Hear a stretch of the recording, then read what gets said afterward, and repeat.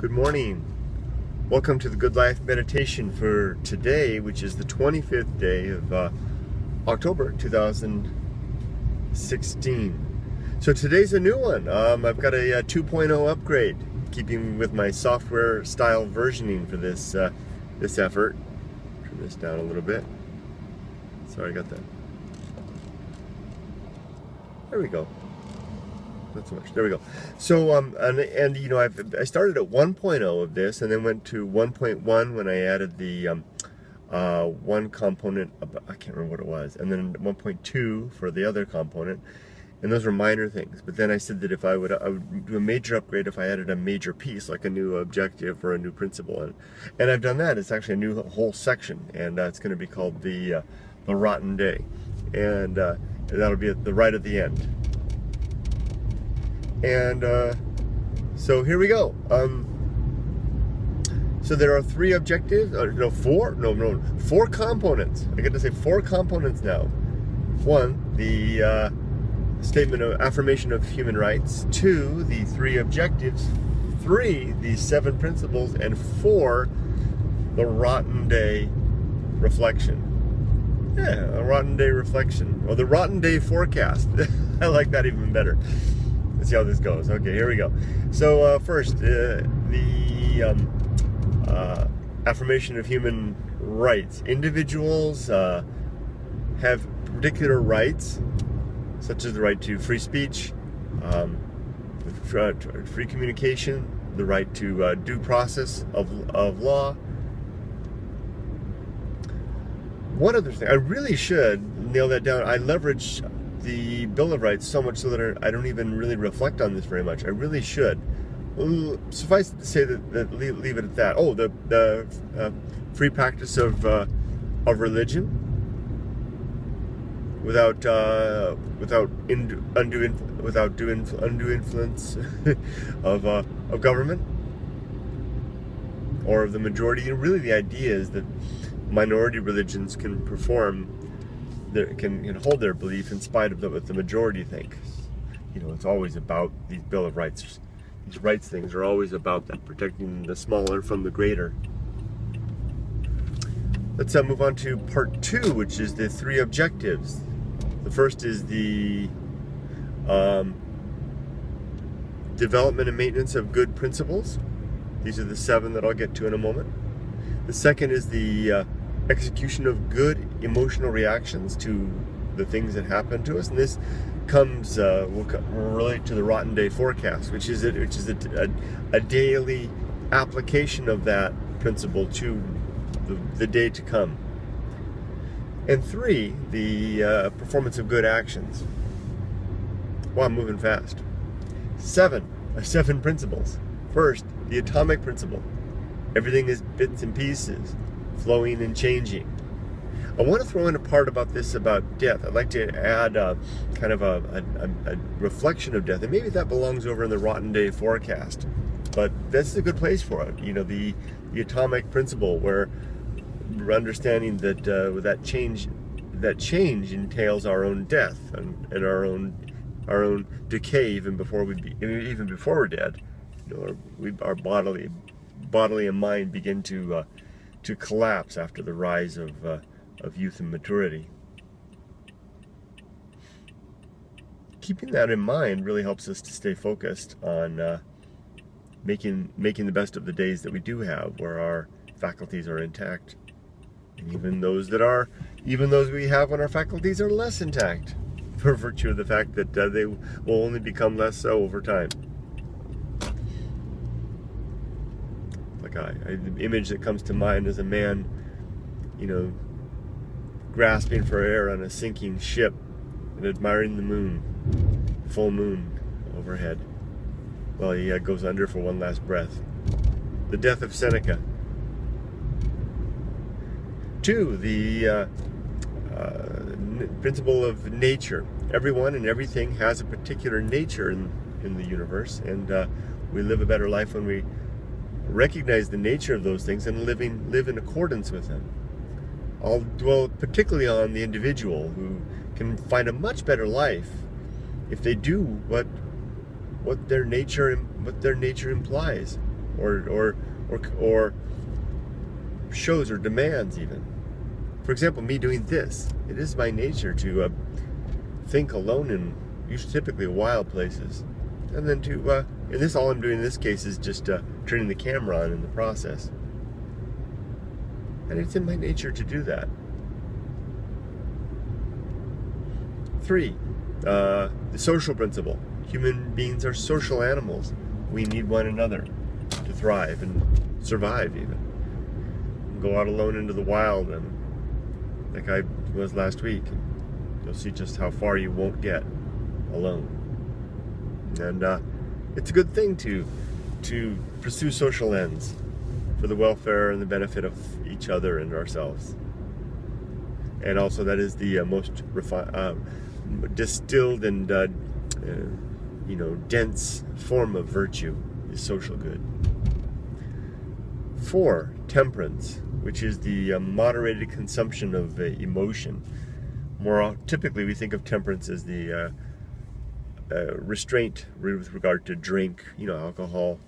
It also applies to food. It can also apply to work, play, sex, hobbies, philosophical musings, all these things. But it also applies to the consumption of emotions. When an emotion rises in us, it's like being offered a plate of food, of delicious looking food, and we can choose to wolf it down, and get rise with anger, frustration, joy, passion, reckless abandon, all these types of things. Is reckless abandon emotion? I don't think so, but it's driven by emotion. And or we can choose to I'll just have a little piece here, maybe a little delicate there. Likewise, our emotions, however they rise, we can consume them with temperance and live a more stable and controlled life. 5, the great indifference, that awful emptiness that exists at the edge of our influence, at the edge of our social interaction, at the edge of our living. That emptiness that waits in the yawning universe, yawning, empty, cold, indifferent universe. That apparent lack of any deity, any oversight, any true care. And if you want that, we need to turn to one another and find it with ourselves. Find it with one another. When I learned this last week when I was out at the SEMA Dome, that to touch the great indifference, to experience it, you really need to go not just to wild places, but to places devoid of life. Like the desert, not any desert, the volcano wilderness and the deep water wilderness, especially lately the outer edge of the deep water wilderness, where navigating this bit of freeway here. Here we go. It's gonna get a little louder as I get on the freeway, so I'll speak a little louder. I was out in 2 deserts this last week. I went to a bit at the near the deep water wilderness. I went on a hike there where desolation reigns, and I also went to the Mojave National Preserve, the SEMA Dome, where biological fecundity of a sort not expected in a desert, abundance reigns, and I could really sense the difference just being surrounded by plants. The big Joshua tree forest and all that really changed everything. It kind of the great indifference was hidden back a layer, whereas when I go to places like the deep water wilderness, where there are virtually no plants or any animals anywhere, it's really almost like a moonscape. The great indifference looms there. It's tactile almost. Of course, tactile in my mind. Well, maybe it's legitimately tactile. I think I need to think about that. Anyway, I'm getting kind of wooey now. But experiencing the great indifference regularly and attempting to even perceive it in the midst of all of this civilization reminds me that there's no one to appeal to. There is no great force to appeal to. There's no one's going to come to the rescue. There is no salvation after death. or at least no good evidence of it. I'm not claiming that there isn't necessarily. I'm simply claiming that I haven't seen any good evidence to convince me otherwise. So I remain in the neutral posture, the neutral position regarding the afterlife. That I neither claim nor deny that there's anything after this, and simply state what I see so far, that I can see nothing. Which is less an affirmation than a default position. Because I think we're born into the world with those default positions. No one is born into the world saying there is no God. We're born into the world saying, what the heck? And that's where I remain right now. 6, the reason, the governing faculty, the force by which we make sense of the world, look at the facts, develop arguments, look at the outcome of those arguments, the predictions that the arguments make, the outcome, and to confirm or deny whether our arguments have any truth. And if they don't, if they're wrong, or at least partially wrong, then we re-examine the evidence, try to find out, weed out, flesh out or tease out the error in our arguments, and develop new arguments. And thus we go on and on, ever onward, constantly making predictions, measurements, affirmations of affirming accuracy or confirming error, recalibrating our ideas based on new and better observations, and moving forward. It's just this iterative process. That's how we use reason to better understand the world. 7, virtue, the purpose of life. Virtue, as I choose to define virtue as relates to this, as the improvement of well-being for individuals, species, and the planet at large, and if possible, the universe. And this is an objective measure once we agree that well-being is a virtuous thing. If we agree that virtue is well-being, improvements in well-being, then we can begin to come to agreements as to what constitutes that. Now, that's a big difference between dogmatic systems, which prescribe virtue as following the edicts of whatever codified laws were laid down, and which are immutable, because there's no room for adjustment there. You simply have to follow the rules. You follow the 10 Commandments, follow the Code of Hammurabi, or whatever the case it may be, whatever the Sharia law, whatever it may be, and there's no room for it. You can't get two together and say two religious groups together and necessarily say, let's hash this out and make adjustments, because the prescriptions are absolute. They're handed down from on high, whereas a secular code is quite open to recalibration, which is one of the great powers of it. And it also recognizes that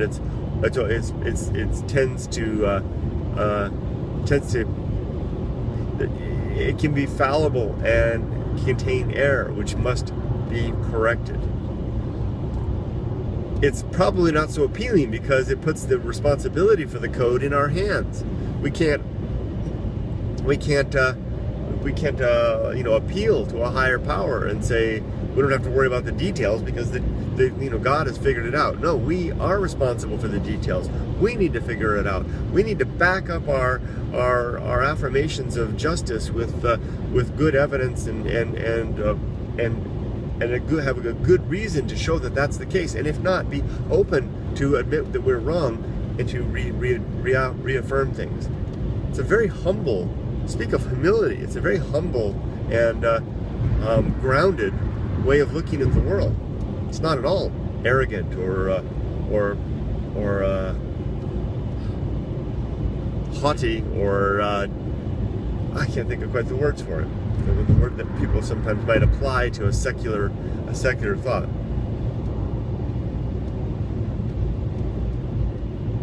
Yeah, I think you get the meaning though, right? There's this idea that if you come up with it yourself, you're taking on airs, right? Like look at me, I'm gonna prescribe the meaning of life. Who are you to do that, right? But it's actually quite a humble thing to say you're going to do that. It's like, okay, I'm gonna take responsibility for the values that I hold and be accountable for the decisions that I make, and ultimately responsible to make changes and to adjust my worldview and my code according to reality. That's a humble and a challenging and a labor-intensive place to be. And that's what virtue is. That's what the virtue is, when you pursue that, when you're willing to do that in an effort to make the world a better place, to improve well-being for ourselves, for our families, our communities, our governments, our nations, our species, and all the species that live here. Well, I went on and on about that. So finally, in summary there, and just before I get to the rotten day forecast, finally, in summary, the good life is achieved when we live a life with a recognition of that the universe is composed of bits and pieces that are flowing and changing, that we are flowing and changing too, and that soon we'll be gone, we'll be dissolved away into our bits and pieces, much like that dust that I lift up in the desert. It'll let it go, it'll flow away. Whatever it is that makes us up will be no more. At least there's no evidence it will be. Our brains will rot, and whatever we are will apparently be gone forever.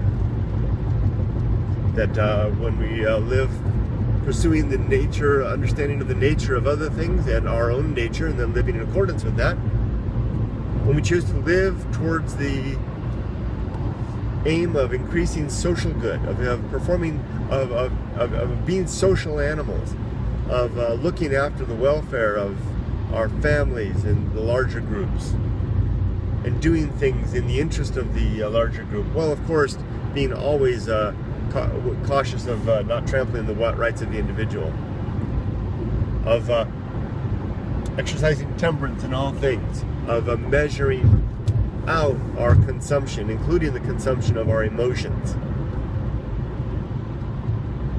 of recognizing the fact of the great emptiness that's out there, and that when we look into the night, when we look far past the sky, clouds and into the stars, there appears to be nothing looking back at us, not even the cold dead eyes of a corpse, because that's flattering to even indicate that it may have once been alive. It is indeed the empty. It is the emptiness of a stone.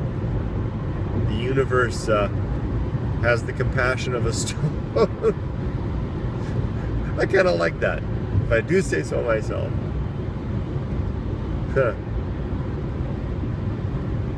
And then finally, living a life where reason is the arbiter of truth. Okay, that's it for my 7 principles. Let's get on to my new piece, which is the rotten day forecast. This is totally new. I haven't really given this much thought. It's this is inspired of Seneca's, I think it's the Book of Anger, where he recommends reminding ourselves of the day to come, the letdowns and the disappointments to come, not to set the tone for a negative day, but so that we're ready when those things happen, and they won't take us by surprise, so that we reset our expectations better in alignment with reality. And in fact, this shouldn't lead to a downer day. It shouldn't lead to a negative thing. It should in fact lead to a better day, in 2 ways. One, when the bad things happen, we're not so surprised. We were ready. We were waiting for it. We knew it was coming, and we're less angry. We're less upset. And if it doesn't happen, well then, hey, we're positively surprised, right? So here we go. I'm going to go ahead and try to list out the rotten things that could possibly happen today. I'll finish off with should I lead or finish off with the death of my daughter? I'm going to lead with that.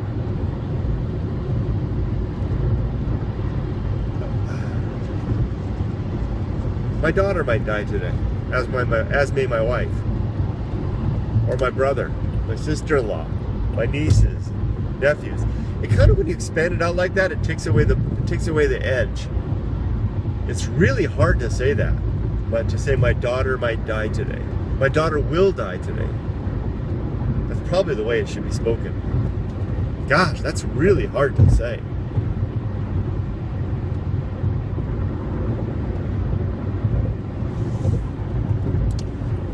Especially using the word will. It would be be easier to say may. I think it's important to say will. I know that brings up a revolt in my gut, and maybe in the minds of anyone who hears that. I'm going to run with that, and the reason I'm going to run with it was that I heard someone use it that way. Another student of the Stoic school use it in that way. So here we go. Just bear with me. see if I can do this. That's how hard it is. My daughter will die today. This will be the last day that I will see her. The moments that I'll have with her today will be our last. I won't see her until I get home from work. And she'll probably be in her room watching some videos, and she's going to wait. And she'll do her homework when I'm around because she needs my help sometimes. This will be the last day that I'll help her with her homework. I'll talk to her about the paragraphs that she's reading in her history book. The Civil War, the Emancipation Proclamation, the Louisiana Purchase, whatever the case may be. And she's a good girl, and that she needs to write responses to her homework, questions about such things. But she doesn't always understand what's in the textbook, so I help her read it. She reads it, then I read it, and we talk about it, and then she writes the answers. And I'm impressed because she always writes the answers without me, and then I simply read it. She doesn't even ask me to read it. All she really wants me to do is help her to understand it so she can place it in her words. I'm very proud of her for that. Typos and everything. She's willing to turn it in like that. She's not after perfection. She's after the response in her own words. After that, we'll have dinner, and I usually bring home a couple of topics. I type them on my phone to talk about with the family over dinner. Interesting things about, in the news, politics, whatever. And this will be my last night to do that with her, my last night to help her with her homework. My last night to wish her good night as I head off to bed exhausted and utterly ready to collapse at 8:30 p.m. I'll never see her again. Last day night, my wife will die today too. It'll be my last evening to come home and chat with her a little bit as she's making dinner. Well, she's sick right now, so she won't. She's home with pneumonia, taking it easy. I took the day off from work yesterday to take care of her. So I'll come home today, and It'll be my last day to talk to her ahead of time and say, what would you like for dinner? I'll get dinner tonight. And have a chat with her and wish her well and see how she's doing. It'll be my last night on Earth. This will be my last day on Earth. I will never see my family again. I will never have this moment. I will never have this commute. Watch the desert sunrise that's coming up. This is the end. That got easier as I did that. Getting through the daughter one was the hardest one. And you see, clearly the purpose of this is obvious, right? I don't necessarily really think that it's going to happen today, but this sets the stage, right? That's the worst thing that could possibly happen. Those three things. From my personal family perspective, I'm ready for it now. It won't surprise me if any one of those things happens, and you can bet. Wow, what's it going to be like this evening coming home with that laid down in my brain this evening? Do you think when my daughter comes to me with her history book and asks me to help her read a paragraph, do you think I'm going to take it as the same old, or, immediately put down everything that I'm doing to spend those moments with her as our last?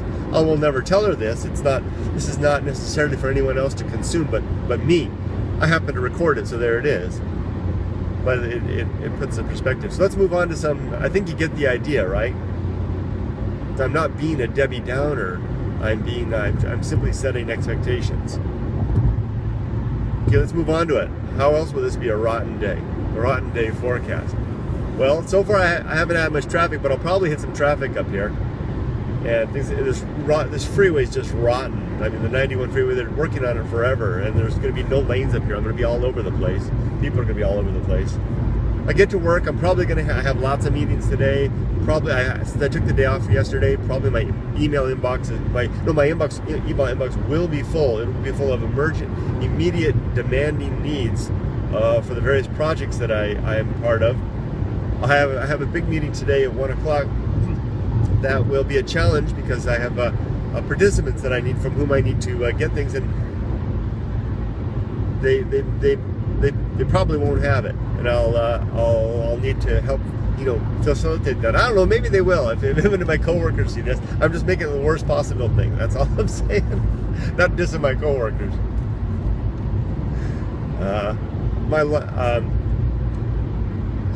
I'll probably have things that'll happen, phone calls that will come, new things that will hit my desk, new projects will land, will come my way that I wouldn't have expected. I'll be planning to leave at 4:30, which is my normal finish time at work, and something will come up and will require that I stay late to handle that, and on and on and on. I think there we go. And I'm going to be exhausted tonight. When I get home, I want to do my 20 laps, but I'll probably be really hard. I won't want to do my 20 laps, but there you go. I don't know, this last part kind of like, who cares, right? But that first part, the death part, wow, I could just could feel that, so potent. It's like a pam in a good way. It's like getting a slap, a sobering slap across the face for the reality of the day, the potential reality of the day. And I'll leave it at that. Let's call this meditation complete. You're 26 minutes into it. Gee. Thanks for watching, everybody. I almost want to say have a great life, have a good life. I almost want to say have a rotten day. But that doesn't know. Have a good life. Take care. Bye-bye.